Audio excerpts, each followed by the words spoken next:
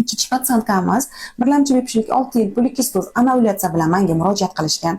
Aslida bu patsientamizni barcha qarindoshlari, oila a'zolari menga homiladorlikdan oldin, homiladorlikdan to tug'rugacha nazoratimda turishadi. Bu ayolimiz ham to'yi bo'lganiga 1,5 yil bo'lganda homiladorlik kuzatilmayapti deb meni oldimga keldilar. Bularni davoladim va induksiya ovulyatsiya qilib berdim.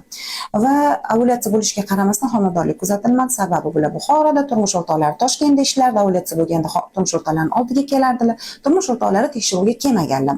Ya'ni tepishli bizning o'zbeklarimiz ko'pincha menda aybi faqat kelinlarda deb o'ylashadi.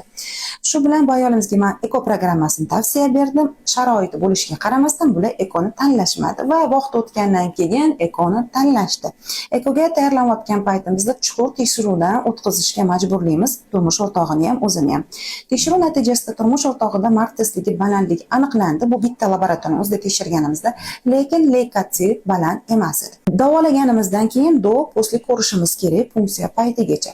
Keyin 2 oydan keyin yana qayta tekshiruvga turmush o'rtoqlarini chaqirganimizda vaqtida kelmadilar, ish deb yurdilar va shuni oqibatida bu turmush o'rtoqlarini qayta tekshirganimizda, boshqa laboratoriyaga jo'natganimizda ham martest baland, ham leykosit baland, ham PCR tekshiruvda xlamidiyya ureoplazma chiqyapti. Bunaqa spermatozoid bilan biz hozir urug'lantirsak qanaqa embrion olishimiz mumkin?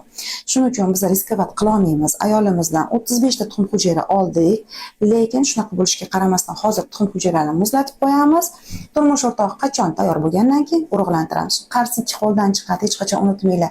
Erkaklar har doim siz ham ayolingiz bilan baravar davolansangiz, agar sizda muammo bo'lsa, shundagina biz sizga chiroyli natija qilib beramiz.